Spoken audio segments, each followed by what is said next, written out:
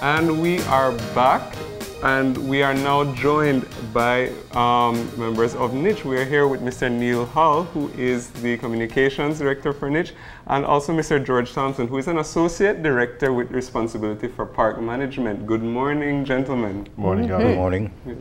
Yeah, and clearly it's a time to talk about archaeological park rules. Now, I want to step back because we were joking about it, but it is a very serious issue. The type of disrespect that we saw with the viral post of a tourist urinating in our Mayan sites. And I just wanted to get your initial reaction when you see it. What goes through your mind? Let's start with you, George.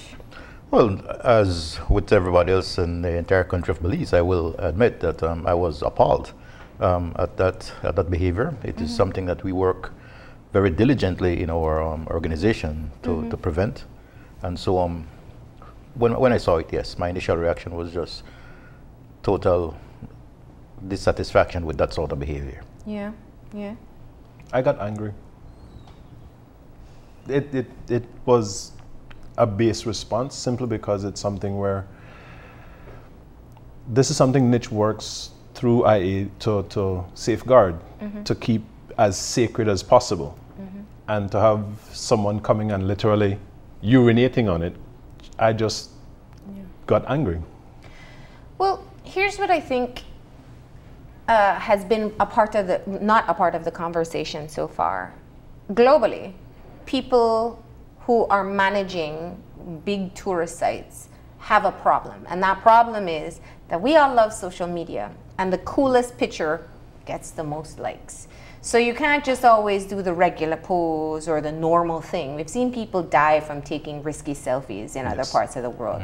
We've seen people do things that you would want to believe they know is just absolutely wrong, but they want to stand out when they're there. So without a doubt, that is the new generation of the visitors that are coming to the sites. How have we talked about being able to have the proper management that nobody steps out of line, one, to do anything unsafe, but secondly, anything to desecrate our sites, as we saw with this post?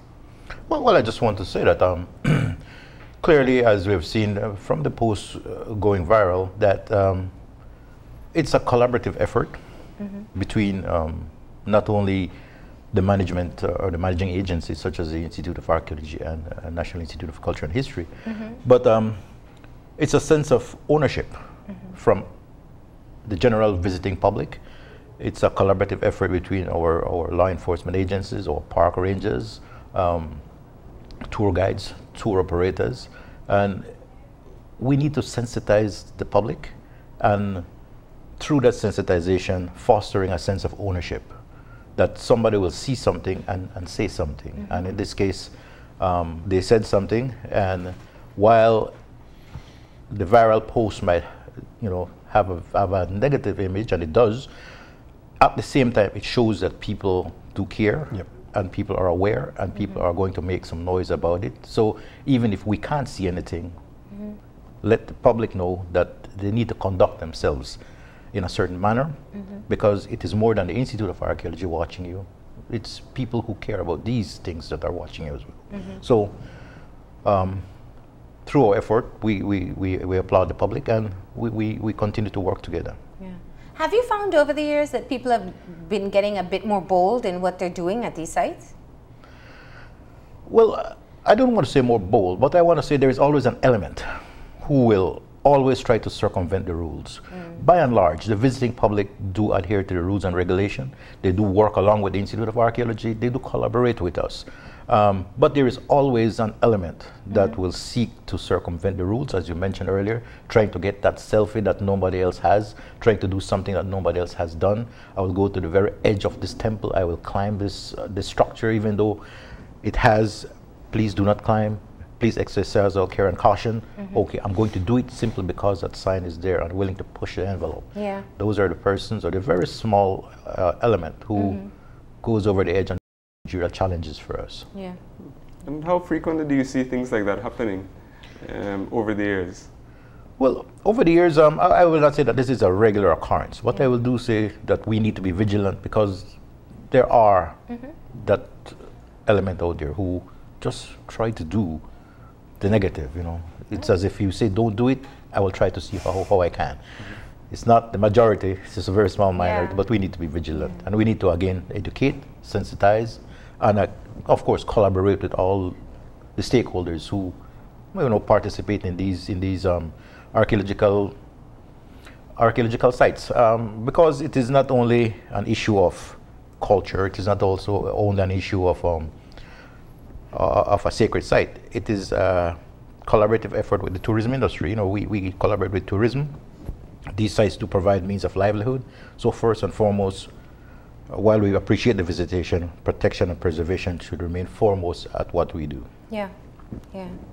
Now, there's a secondary issue that was a part of what this this tourist post has highlighted, and that was the drinking at the site as well, and drinking specifically from a glass bottle. So clearly someone circumvented the rules there one way or the other. So talk to me about what the rules are in being able to take that beverage in. Yes. It is a clear policy that our archaeological reserves are non-alcoholic as well as non-smoking environment. Simply, we prevent forest fires from smoking. We do not want any alcoholic beverages. It's a sacred nature of the site. If you are inebriated, it do creates challenges if you're trying to walk around or navigate these sites, trails, etc. So for us, it is an issue that we take very seriously. And so we have signage on the sites. We collaborate with the tour guides, tour operators, and they are fully well aware that alcoholic beverages are not allowed on any archaeological reserves. Of course, as I mentioned earlier, there will always be one element who want to try to circumvent the rules. We at the Institute of Archaeology also have certain legal issues. We cannot go and search everybody's bag. Of course, if you're going in with your cooler, we'll ask to see what is in the cooler. Yeah. It could be your normal water and juices and so on, but we do ask to see what is in the cooler. But if you have a personal purse or bag, we really cannot search that. If you're walking in with a cup or something, we cannot ask you to see what is in your cup. But if you have a Belkin bottle or something, yes, we ask you to please leave that at the entrance. You cannot take that in. And we have done that on many occasions, but of course, the situation exists where you can sneak it into the site and you can drink it in the site if, you know, take it. If you're as determined as you need to be. Exactly. But the issue remains that the policy is non-alcoholic and non-smoking as well. And I'm not sure everybody knew that the archaeological sites were all non-alcoholic. But it brings me to a larger issue, though. How do you, beyond the checks when you enter, and perhaps a tour guide that may be working with a group of, I don't know, 10, 20 people, how do you manage? How do you crowd manage and ensure that safety is still something that I think of all the time, but also all the other behaviors? Well, again, the vast majority of that responsibility falls on the park rangers at the site. Our rangers need to be vigilant. Our rangers need to enforce the rules and regulation. And I will say it's an extremely challenging job. So a site like, let's say, which is the most visited, NICH? Or Alton Ha? Alton Ha. You can use Alton Ha as an example. So a site like Alton Ha, how many park rangers are there? We have 6 staff, 7 staff stationed at Alton Ha. And on a cruise ship day, how many tourists are moving through the site? You can say anywhere from 200 to 300 a day, like any given day moving through. And the number of persons at any one time? Like the maximum number? A couple hundred, 200 at site, yes. So 5, 6 people for a couple hundred? That's... Who are also being guided by a tour guide. Tour guides, yes. So they do have a bit of the responsibility put on them as well. Yeah. And as a tour guide will say, especially when guiding cruise ship passengers, as is the example, they take a little bit more care. Okay. Because of the fact that they are working with an international company and they are it's very, very important for them to keep that passenger, that tourist safety as priority. Yeah. Let me just add also that, as I said, the vast majority falls on the park rangers. Yeah. But as Mr. Hall mentioned, we do work in close collaboration. Tour guides, tour operators. We do have assistance from the tourism police, who do their regular rounds on the site as well. But it's a collaborative effort. We have the support of other agencies and other stakeholders. Yeah. And of course, as I mentioned earlier, education is key.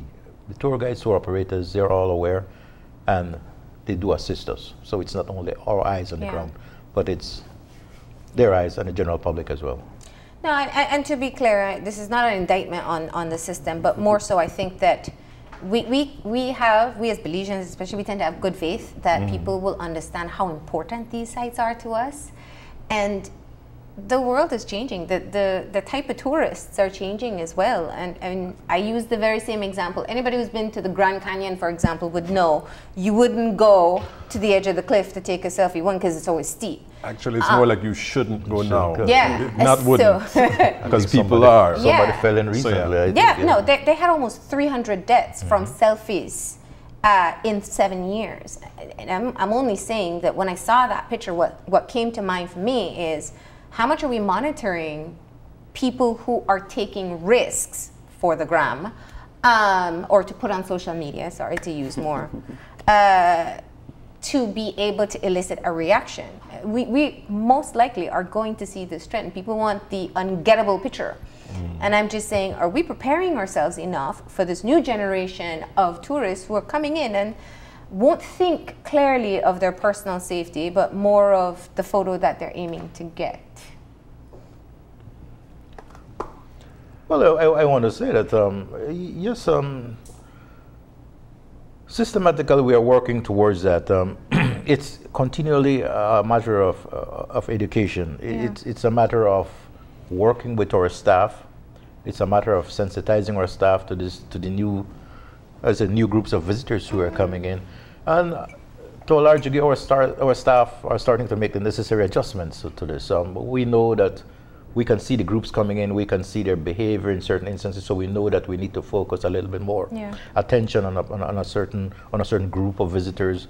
So that sort of thing, and that sort of educational approach that we're taking with ourselves, and with also sensitizing the visiting public, that we're making these small adjustments as people coming. We notice how they're coming in, their behavior. We notice, certain behavior gives us a certain idea of how to react to a certain group of visitors. Yeah. And of course, we always hear that the number of tourists who are arriving to the country each year keeps growing. So of course, the amount of people who are visiting these sites would naturally grow along with that. Yes. So for an issue of management alone, if is the department looking at measures to manage that issue?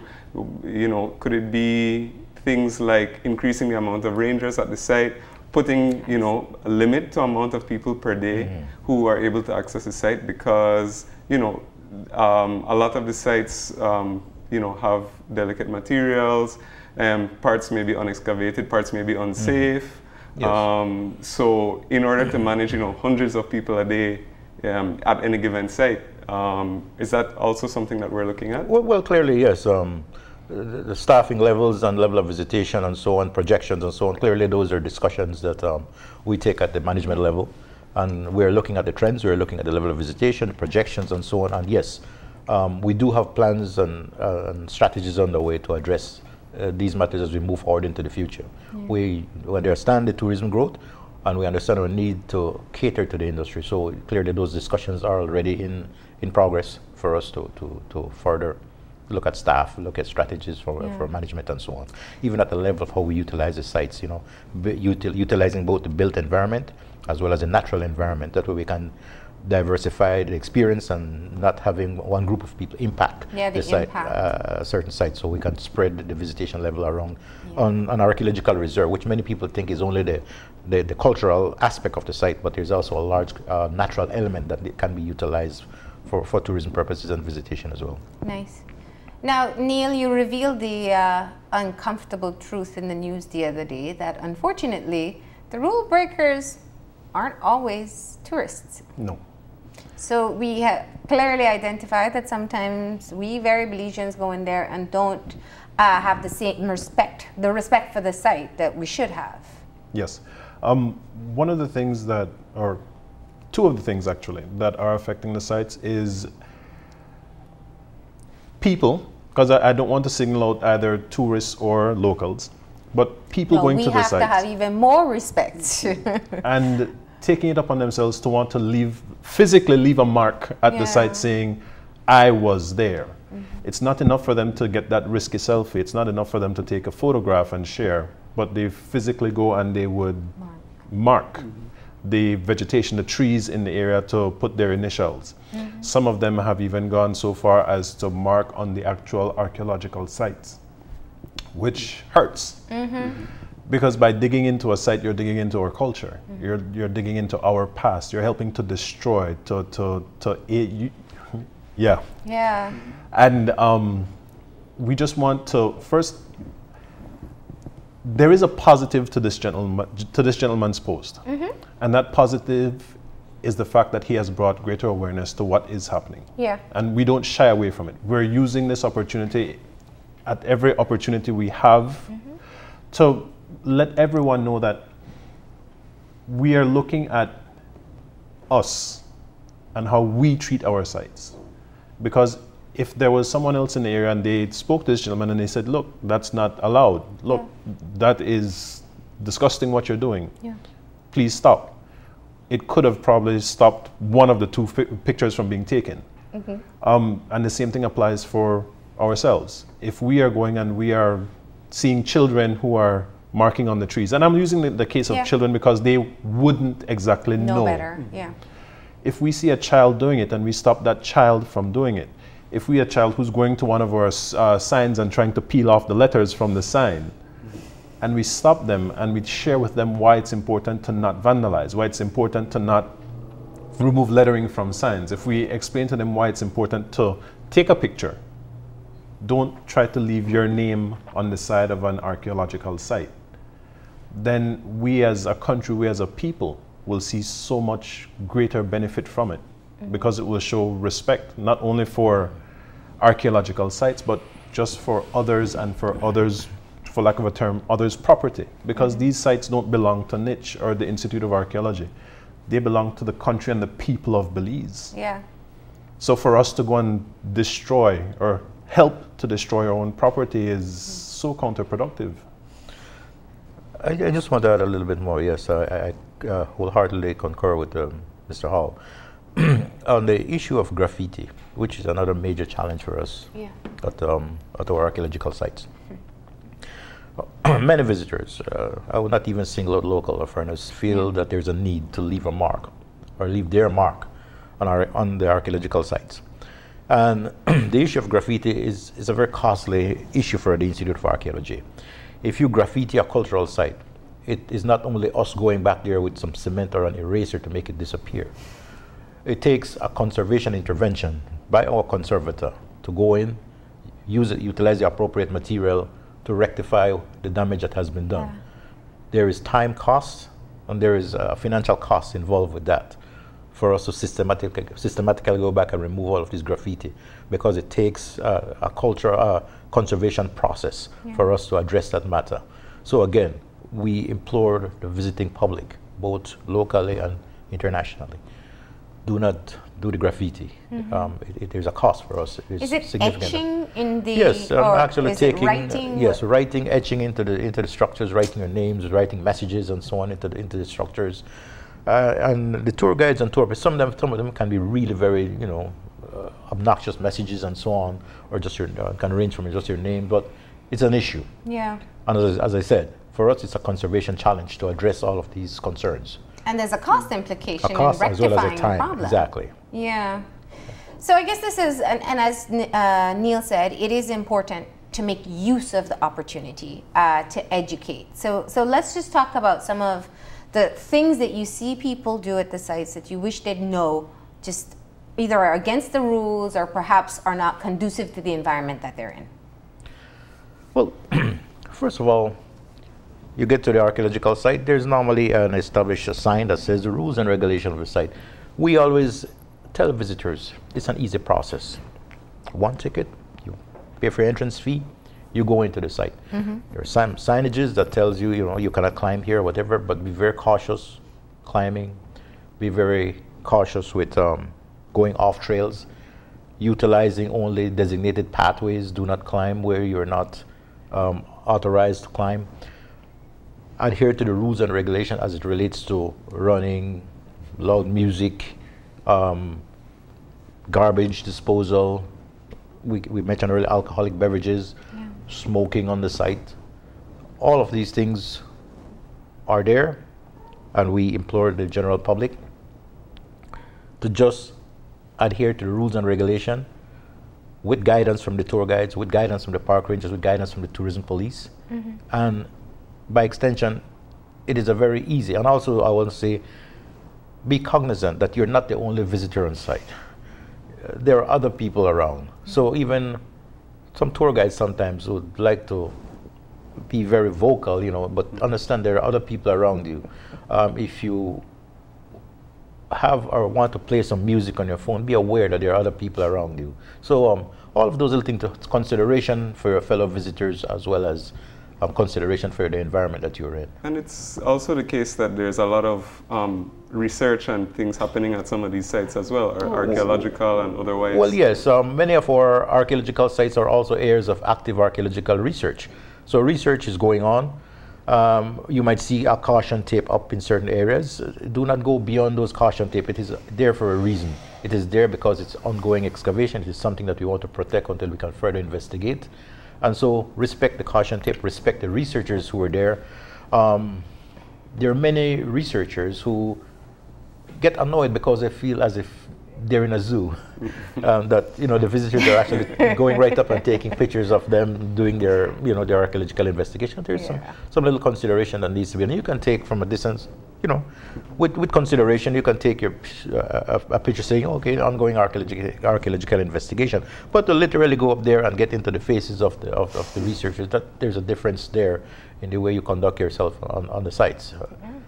And so those are some of the issues that that we deal with. And again, the rules and regulations are very clear.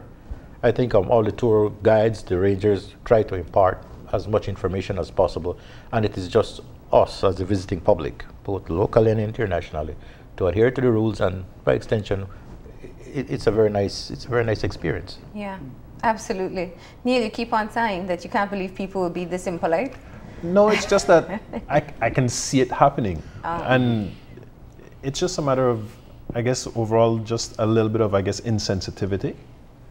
Where someone's there doing something and you end up like up in their face, be like, oh, and I mean, if you're not Marlene, you're not used to that. The paparazzi always behind you, but these people just want to do their thing and do their thing, not do their thing and then have not only you in their face, but worrying about your interaction, how it would possibly contaminate a certain area, or you're being in a spot that could end up knocking something over, burying something again. And therefore causing damage. You mentioned earlier that there is a look to strategically look forward as the management of sites. When tourism started to boom, it was one thing to know that you'd expect 100 people on a given day, but with the continuous growth, I think Gavin is right. You can only expect that you will have a growing number of visitors at the site. So it means that your strategy has to be beefed up as well. Is this something ongoing? Is it something planned for the future? I mean, when are you talking about perhaps doing your own projections as to how you will crowd manage and ensure the safety of the people visiting, the preservation of the site in looking forward? Well, it is our organizational mandate. We have our tourism strategy. We have our NICH strategic plan, and those provide guidance for us. But at the management level, as visitation grows, we also look at the way we manage our sites. We look at the way we make certain decisions in our development approach. and those range from everything from parking areas, restroom facilities, and trail development. And also at the same time, be very aware that there are also security issues involved in every single thing that we do. While we might look at an archaeological reserve and say, oh, it's, you know, so many 1,000 acres of land, we can do so many things, or there are so many areas, there's also a security issue involved in what we do. But I also want to say that as we move forward, strategic planning also involved in how we place certain things on a certain site. We might not have the financial resources to build a huge visitor center now, but where we do certain buildings now will allow us the space and the ability to do certain things and to expand in the future. So that is very crucial in the way we do things. It is not only the physical infrastructure, the tourism facilities that is important as we move forward to look at these areas strategically, but it is also what people want to see. Yeah. Clearly, they're coming for the archaeological sites, but again, as I mentioned earlier, there's a conservation issue in everything we do. There's ongoing archaeological work to expose new areas, but if we expose new areas, it also means we have to do the necessary conservation intervention, and what follows immediately after is the management of these areas, and that is a management financial cost that goes forever. Once we expose and once we conserve and what it is there. So even though we work with the tourism industry and they might say, oh, we want to see more of a particular site, we have to systematically plan what we're going to expose, how we're going to expose it, what to conserve, what we're going to allow, what is going to cost in the future, and will it add to the story or will it tell me the same thing that I already know about Shinantanich or an Altunha or a Lamanai. So if there's an excavation and it will tell me something different, oh yes, we'll do a conservation intervention here and we'll expose it and we'll manage it forever. Okay. But because it's going to tell us something about the site. So those are some of the considerations that we have to take. And I appreciate you saying that, because that's one of the things I think that we don't think of very often. Very clearly, I can hear from you the consideration and the working relationship that exists with the tourism sector. But I mean, your primary role is archaeology, and it's being able to preserve these sites that we have been gifted with, that they're in our landscape. And so while, yes, we want to show off what we have, not at the risk of losing or desecrating them. So I appreciate what you said in terms of having that analysis as to what is truly necessary in being able to expose, or what you'll keep for your research purposes, or for you to be able to continue your own study of the Mayan life. Yeah. So anything else that we need to tell people about archaeological sites before we talk a little bit about something else, Neil? Well, I just want to say that the heart of what we do lies in our motto, which is preserving the past for the future. Yeah. And that is what I want to leave with everybody else. And it's, most importantly, it's a collective effort between everybody. These archaeological sites are here as a representative of our national identity. It serves us for tourism, it serves us for education, it serves us for financial benefits, community participation.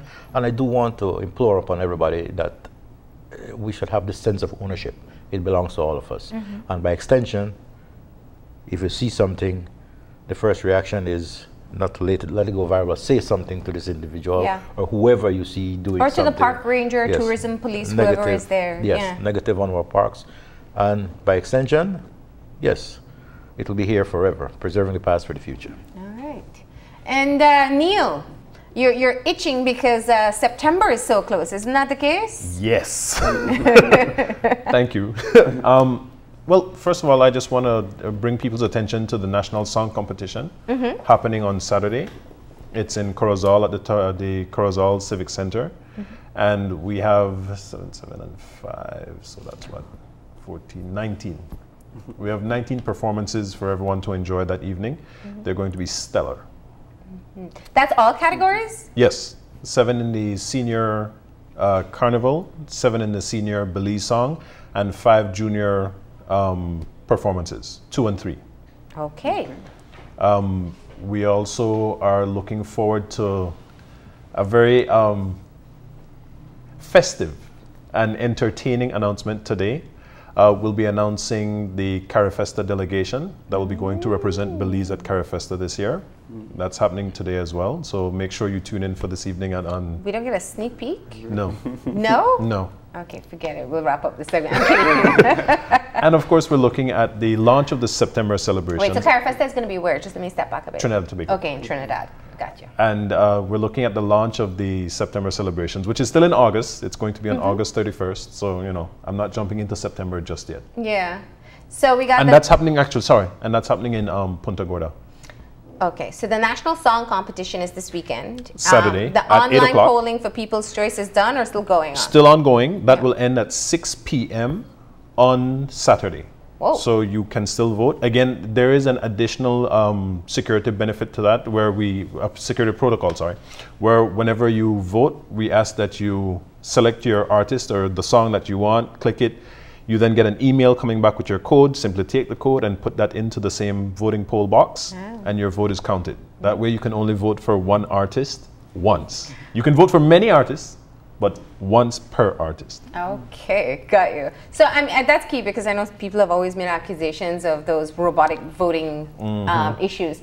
But so you got the People's Choice, the national song will be selected, the carnival song will be selected. For both senior and junior. The junior in both areas will be selected on and Saturday. And we've also got the $500 prize for the Artist of the Year.